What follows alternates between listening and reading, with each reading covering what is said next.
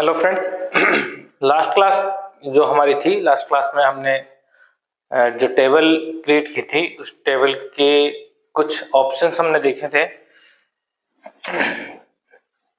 आज बात करेंगे उनके आगे।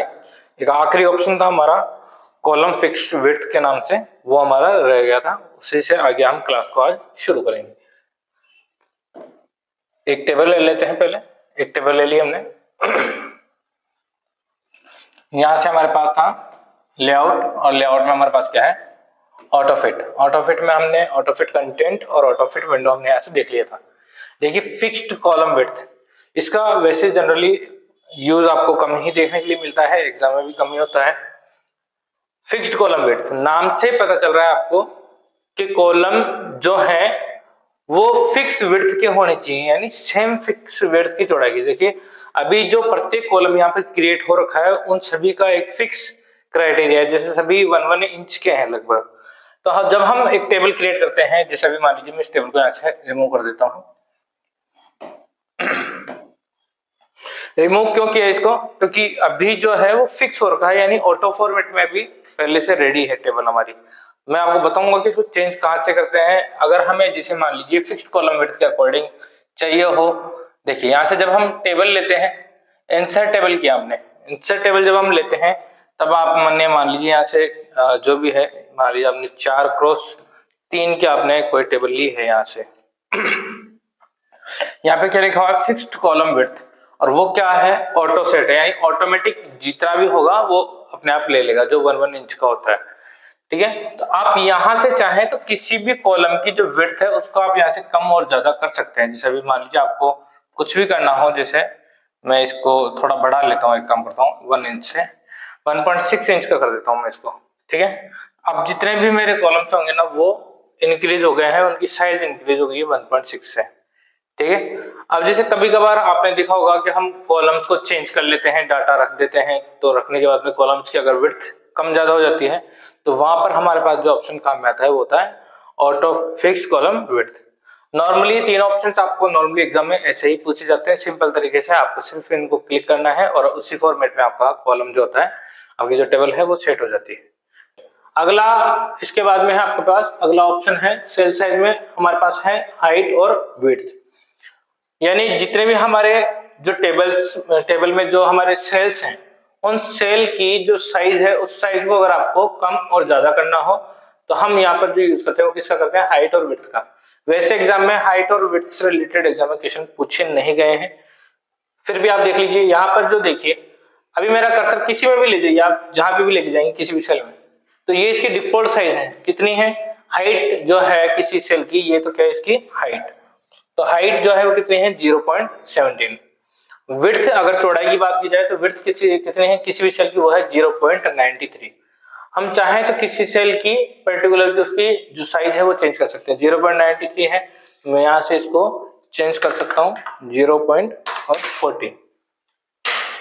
ठीक है, तो देखिए जो साइज थी, जो इसकी विड्थ है वो विड्थ कितनी हो गई पूरे पूरे कॉलम की 0.42। इसी प्रकार से अगर मैं हाइट चेंज करना चाहूं, मान लीजिए मेरा कर्सर यहाँ है, मैं इसकी बढ़ाना चाहता हूं, मैंने 0.17 से इसको कर दिया 0.37। ठीक है, और एंटर। तो जैसे मैं हाइट चेंज करता हूं तो मेरी हाइट यहाँ से क्या हो जाती है, सेल की पूरी पूरी कॉलम की ही चेंज होती है। ठीक है, तो पूरी पूरी कॉलम की जो साइज है वो हाइट चेंज यहाँ पर हो गई। इस तरह से हाइट और विड्थ दोनों को भी चेंज किया जाता है, ये आपकी रिक्वायरमेंट के अकॉर्डिंग होता है। वैसे एग्जाम में इससे संबंधित क्वेश्चन यहाँ पर नहीं पूछे जाते हैं। इसके बाद में है अगला हमारे पास डिस्ट्रीब्यूटेड रो और डिस्ट्रीब्यूट कॉलम। देखिए मेरा कर्सर यहाँ पर है, मैं पहले क्या करता हूँ इसको डिस्ट्रीब्यूट नहीं, यहाँ से यहाँ रखो डिस्ट्रीब्यूट रो। डिस्ट्रीब्यूट रो पर जैसे क्लिक किया, हमारी रो का जो एक्स्ट्रा जो स्पेस था वो क्या हुआ, डिस्ट्रीब्यूट हो गया। सेम इसी प्रकार से मैं कॉलम के लिए करता हूँ डिस्ट्रीब्यूट कॉलम। तो जैसे मैंने डिस्ट्रीब्यूट कॉलम किया तो पूरा पूरा जो स्पेस था कॉलम जो अलग अलग आ रखा था, पूरा एक कॉलम छोटा था साइज में, एक कॉलम बड़ा था, तो डिस्ट्रीब्यूट करते हैं सारा का सारा जो स्पेस था वो इक्वली यहाँ पर क्या हो गया, डिस्ट्रीब्यूट हो गया स्पेस। सेम ये वर्क करता है रोज के अंदर और कॉलम्स के अंदर। जो आपका एक्स्ट्रा स्पेस होता है, कोई कॉलम छोटा है, कोई बड़ा है, कोई किसी की हाइट ज्यादा है, हम उसको जैसे डिस्ट्रीब्यूट करते हैं वो डिस्ट्रीब्यूट हो जाता है सभी के अंदर। ये आपको समझ में आए? चलिए इसके बाद में आ जाओ, अब है हमारे पास अलाइनमेंट। अलाइनमेंट देखते हैं। अब अलाइनमेंट आपको समझना है अगर, तो हमें टेबल थोड़ी सी बड़ी करनी होगी यहाँ से, जो आपको अलाइनमेंट अच्छे से समझ में आएगा। ठीक है, दिखाई दे रहा है आपको? देखिए, हमने अलाइनमेंट पहले भी पढ़ा था, वो पढ़ा था हमने होम, जो हमारा टेप था उसके अंदर फॉन्ट, ये अपना पूरा पैराग्राफ ग्रुप के अंदर। ठीक है, वहां से हमने 4 प्रकार के अलाइनमेंट देखे थे, left alignment, centre alignment, right alignment और जस्टिफाई अलाइनमेंट। अगर बात किसी पैराग्राफ की जाए तो हमें जब अलाइनमेंट यूज करने हैं, वो अलाइनमेंट हमारे टेक्स्ट के लिए कहां से यूज की जाएंगे? होम टेप के पैराग्राफ ग्रुप से, अगर बात किसी पैराग्राफ की जा रही है तो। ठीक है, अगर बात किसी टेबल की जा रही है, टेबल के अंदर हमारे पास कोई कंटेंट है और उनका अगर हमें अलाइनमेंट सेट करना है, जो कंटेंट है उसका, तो हम यूज करेंगे अलाइनमेंट कौन से वाले? ये वाले अलाइनमेंट जो हमें लेआउट टेप के अंदर मिलने वाले हैं। एग्जाम में आपका लेआउट टेप आपको मिलेगा और आपको ऑप्शंस भी यहाँ देखने के लिए मिलेंगे। यहाँ पे देखिए, हमें 9 प्रकार के अलाइनमेंट देखने के लिए मिल रहे हैं। वैसे आप में से कई स्टूडेंट्स को पता होगा, फिर भी देख लीजिए। देखिए, 9 जो आपके अलाइनमेंट है वो कैसे कैसे हैं। इसी क्वेश्चन को एक अलग तरीके से भी पूछा जाता है। यहाँ पर जो अलाइनमेंट है, एक आपका हॉरिजॉन्टल अलाइनमेंट होता है और एक आपका होता है वर्टिकल अलाइनमेंट। ठीक है, एक होता है हॉरिजॉन्टल, एक होता है वर्टिकल। दोनों के कॉम्बिनेशन से मिलाकर ये 9 प्रकार के अलाइनमेंट बने हैं आपके अलग अलग। कैसे कैसे? एक है आपका टॉप, एक है आपका सेंटर, एक है आपका बॉटम। ठीक है, टॉप, सेंटर, बॉटम, किसी एक सेल के लिए बोलिए, चाहे से पूरी टेबल के लिए बोलिए। फिर यहां से होता है आपका लेफ्ट, फिर ये वाला होता है आपका मिडिल और एक है आपका राइट। लेफ्ट, मिडिल, राइट, ये आपका टॉप, सेंटर और बॉटम। तो देखिए, जो यहाँ पे अभी जो साइज दिखा, अभी जो जगह है आपकी अलाइनमेंट, ये आपका कौन सा है? Top left. कौन सा है? Top of left. इसी प्रकार से जब यहाँ पे आपका कंटेंट आ जाएगा तो क्या हो जाएगा? Top of middle. फिर क्या हो जाएगा? Top of right. अगला, जैसे मैं सेंटर और लेफ्ट की बात कर लूं तो क्या हो जाएगा आपका? Centre, left, left, centre. यहां पर क्या बताएंगे? Middle, centre. यहां से क्या हो जाएगा आपका? Right, centre. फिर क्या हो जाएगा आपका? नीचे की बात करूंगा तो मैं बॉटम लेफ्ट, बॉटम मिडिल और बॉटम राइट। आई बात समझ में? तो ये इस प्रकार से आपके 9 अलाइनमेंट दिए हुए हैं यहाँ पर अलग अलग। कई बार इनको इनके नाम से मिलाकर भी दिया जाता है और कई बार आपको हॉरिजॉन्टल वर्टिकल अलाइनमेंट के लिए भी बोला जाता है। कई बार जैसे सेंटर वाला है तो इसके लिए केवल सेंटर बोल दिया जाता है। ठीक है, जबकि ये क्या है? सेंटर और मिडिल दोनों। और कई बार आपको इस तरह से बोल के दिया जाता है कि टॉप ऑफ लेफ्ट सेट कीजिए, टॉप ऑफ राइट। इस तरह से आपको इनको ध्यान रखना है, इन सभी नाम को अलग अलग। बाकी आपकी वो पोजीशन दिखाई हुई है, वो पोजीशन हम देख सकते हैं। देखिए, अभी जो सेट किया हुआ है आपका, वो कहां सेट है? आपको हाईलाइट दिखाई दे रहा है आप, ये आपका क्या है? अलाइन टॉप लेफ्ट, यानी टॉप और लेफ्ट साइड में आपको इसको क्या करना है? अलाइन। अब अगला है हमारे पास, जब मैं अगले पे क्लिक करता हूं तो ये अगला हमारा क्या हो जाता है? यहां से अलाइन टॉप सेंटर। फिर है अगला हमारे पास अलाइन टॉप राइट, टॉप में राइट साइड। फिर है अगला हमारे पास अलाइन सेंटर लेफ्ट, सेंटर में और लेफ्ट साइड में। फिर है आपका अगला, ये आपको क्या दिखाई दे रहा है? अलाइन सेंटर, तो इसको सेंटर भी बोला जाता है, सेंटर मिडिल भी बोला जाता है। फिर है अगला आपका अलाइन सेंटर राइट। इसके बाद में अलाइन बॉटम लेफ्ट, ये बॉटम में आ चुका पूरा। Align bottom centre, align bottom right. तो ये आपके 9 जो डायरेक्शन थी अलग अलग, वहां की आपका अलाइनमेंट यहां से जो कंटेंट है, टेक्स्ट है आपका, उसके लिए करवाया जाता है एग्जाम में। ये आपको अलाइनमेंट समझ में आया यहां से? चलिए, इसके बाद में देखिए अगला,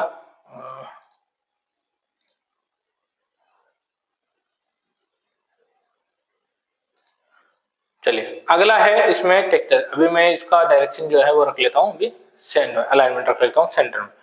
अगला है हमारा, अगला जो क्वेश्चन पूछा जाता है वो है टेक्स्ट डायरेक्शन। वैसे टेक्स्ट डायरेक्शन का भी कभी क्वेश्चन पूछा नहीं गया एग्जाम में।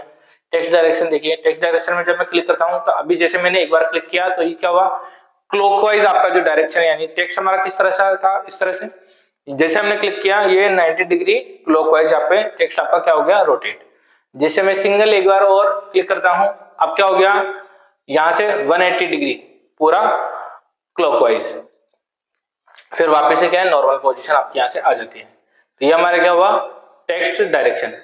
यही टेक्स्ट डायरेक्शन अगर आपसे एग्जाम में थोड़ा हाई लेवल आपका पेपर बनाया जाए तो इस टेक्स्ट डायरेक्शन में आपको घुमाया जा सकता है। टेक्स्ट की डायरेक्शन आपको डिग्री के बिहाफ पे भी यहाँ से एग्जाम में दी जा सकती है। कैसे, यहाँ से मैं मोर वाले ऑप्शन में जाता हूँ, यहाँ से मैं जाता हूँ सेल टेक्स्ट कॉलम,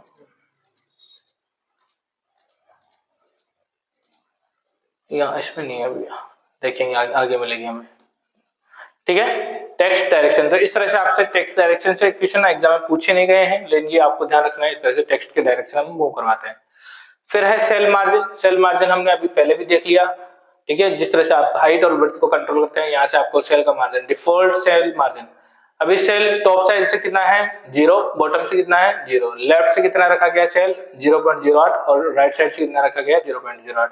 आप चाहो तो डिफॉल्ट सेल मार्जिन आप सेट कर सकते हो यहाँ से कि एक सेल का जो मार्जिन होना चाहिए वो कितना होना चाहिए।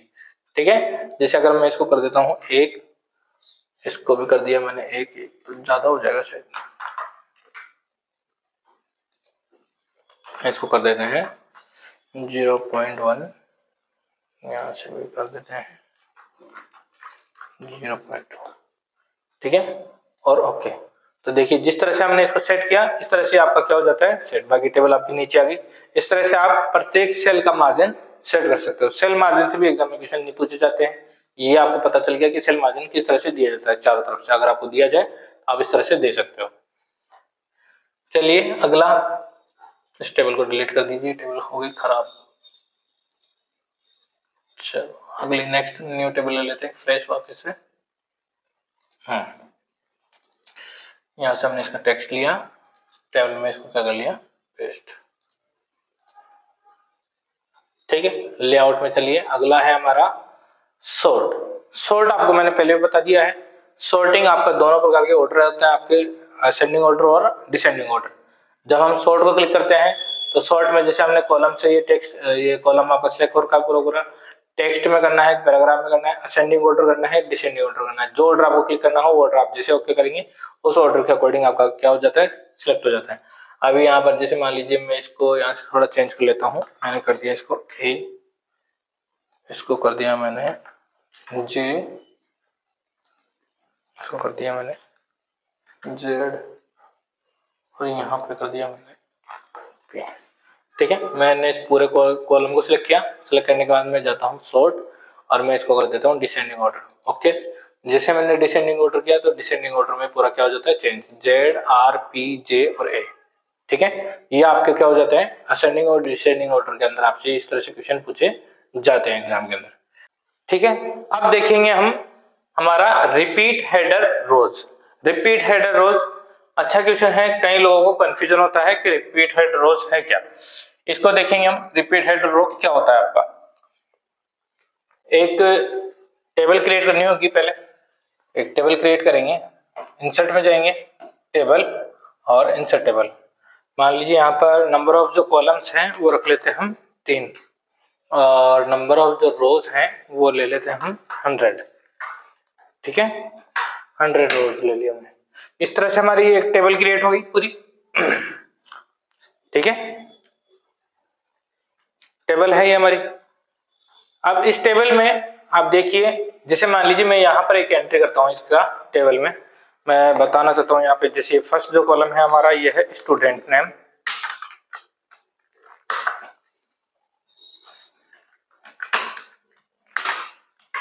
फिर अगला वाला है जैसे फादर्स नेम, और उसके आगे है आपके कॉन्टेक्ट नंबर। ठीक है, ये सिर्फ समझने के लिए है। ठीक है, अब जैसे हम जो भी एंट्रीज यहाँ पे लेते हैं वो एंट्रीज हमने मान लीजिए फुलफिल कर दी। एंट्रीज फुल करने के बाद में हम जैसे आगे से आगे चलते रहेंगे। अब जो हमारा सेकंड पेज स्टार्ट होता है, सेकंड पेज पे देखिए अब हमें पता नहीं चल रहा है कि यहाँ पर जो हेडर है उस हेडर में क्या क्या इंफॉर्मेशन है, क्या इंफॉर्मेशन हमें फिल करनी है यहाँ पर। इसीलिए एक ऑप्शन होता है हमारे पास टेबल हेडर रो को रिपीट करने के लिए, रिपीट हेडर रो। यहाँ से करना क्या होता है, जो आपकी फर्स्ट रो है आपकी जो टेबल की जो हेडर है उसको सिलेक्ट करना होगा। सिलेक्ट करने के बाद में हम जाएंगे लेआउट ऑप्शन में। लेआउट करने के बाद में हम जाते हैं यहाँ पे डाटा जो ग्रुप है हमारा, इसमें रिपीट हेड रो पे। जैसे आप रिपीट हेड रो पे एक सिंगल क्लिक करते हैं, क्लिक करने के बाद में आपकी जो टेबल है उस टेबल के देखिए अब प्रत्येक जो पेज है, प्रत्येक पेज का जो फर्स्ट आपकी जो रो है वहां पर जो हेडर है वो क्या हो जाता है, रिपीट हो जाता है यहाँ से। इस तरह से हम रिपीट हेड रो वाला जो ऑप्शन है एग्जाम के दौरान आपको क्वेश्चन पूछा जाता है इसके लिए। आया समझ में आपको? चलिए अगला, इसके बाद में कन्वर्ट टू टेक्स्ट, तो ये हमसे एग्जाम में नहीं पूछा जाता, ठीक है। जो भी टेक्स्ट होता है उसको कन्वर्ट करने के लिए। अगला जो है फॉर्मूलाज। फॉर्मूलाज इंपॉर्टेंट है, एग्जाम में पूछ लिए जाते हैं कभी कभी, वैसे काफी रेयर चांस होते हैं पूछने के। एक्सेल में और वर्ड में फॉर्मूलाज को पूछने का थोड़ा सा सेपरेट तरीका होता है, थोड़ा फर्क भी होता है इसमें, जो फॉर्मूला अप्लाई किया जाता है किस तरह से अप्लाई करना होता है, ठीक है। लेकिन चांसेस है कि आपसे एग्जाम में फॉर्मूलाज पूछे जा सकते हैं, ठीक है। देखिए अब हम फॉर्मूलाज कैसे यूज करते हैं इसके अंदर।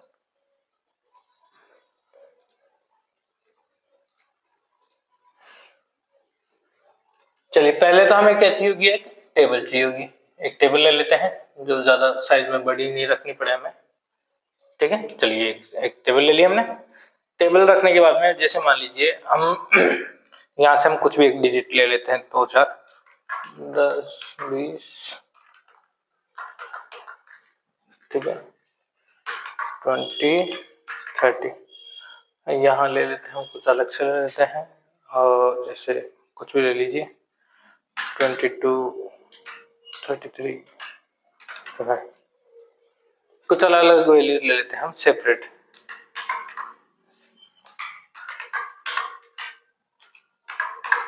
ठीक है। यहां पर मान लीजिए हमें फॉर्मूला यूज करना है। फॉर्मूलाज आपने देखे होंगे, वैसे आप सभी जानते हैं फॉर्मूलाज, जैसे कि सम हो गया, माइनस हो गया, इक्वल हो गया, वो मल्टीप्लाई हो गया आपका, ठीक है, डिवाइड का फॉर्मूला हो गया। ऐसे बहुत सारे अलग अलग फॉर्मूलाज हैं आपके, जो नॉर्मली 3 4 फॉर्मूला है जो बेसिक फॉर्मूलाज होते हैं वो यहाँ से पूछे जाते हैं, वो फॉर्मूलाज हम देख लेते हैं। पहला आपका इंसर्ट टेब। इंसर्ट टेब में हम गए, यहाँ से हम इंसर्ट, हाँ ठीक है, इसके टेबल में हम जाते हैं। टेबल में जाने के बाद में हमारे पास क्या था, लेआउट टेब। लेआउट टेब में हमारे पास है फॉर्मूलाज।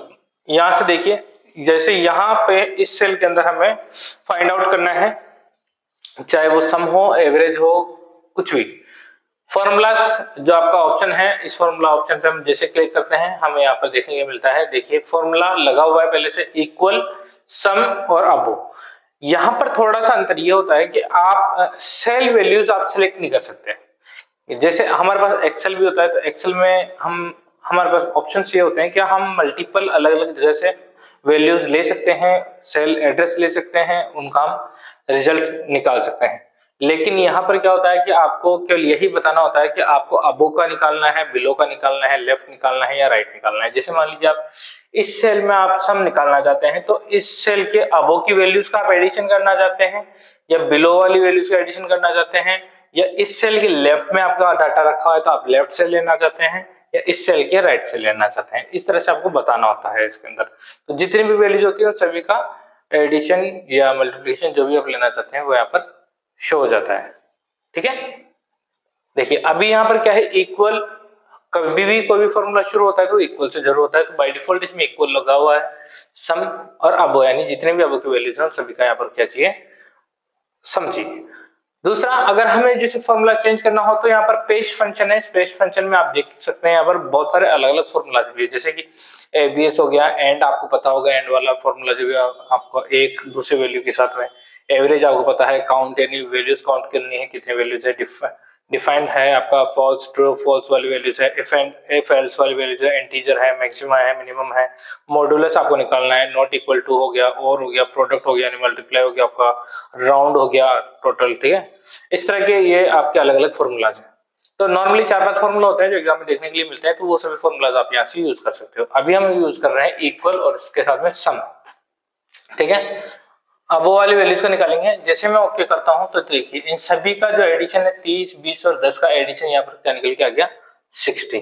तो ये हमें यहाँ पर इसका रिजल्ट शो होता है। इसी प्रकार जैसे मान लीजिए यहाँ पर है, यहाँ पर हमें कोई दूसरा फॉर्मूला चाहिए, तो फॉर्मूला में जाएंगे, ये आपको फॉर्मूला यहाँ नहीं लेना है तो इसको यहाँ से रिमूव कर देंगे, फॉर्मूला को बैक स्पेस दबा के इक्वल रखेंगे, बस इक्वल रखना है आपको। टेस्ट फंक्शन में जाएंगे, यहाँ से जैसे मान लीजिए आपको एवरेज निकालना है तो आपने एवरेज लिया, एवरेज आपको निकालना है किस वैल्यू का, अब वो वैल्यूज का निकालना है या लेफ्ट वाली वैल्यूज का। जैसे हम करो कई बार हमारे पास ये भी होता है कि यहाँ पर जैसे मैथ्स के नंबर आ गए या इंग्लिश के हो गए या साइंस के हो गए तो लेफ्ट में से भी वैल्यूज लेनी होती है, तो फॉर्मूला हम कई बार लेफ्ट से भी यूज करता है। अभी हमारे वैल्यूज का है अबो साइड में, ठीक है, तो अभी हम कहाँ से लेंगे, अबो ए बी ओ, ठीक है।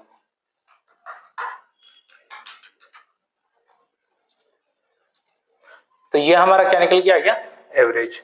इसी प्रकार से और जितने भी फॉर्मूलाज हैं वो आप यूज कर सकते हैं, ठीक है। यहाँ से पेस्ट फंक्शन में जाए, अगर हमें काउंटिंग करनी हो तो कितने नंबर्स हैं तो वो हम काउंट कर सकते हैं यहाँ से। अब वो को यहाँ से इनको हटा दीजिए,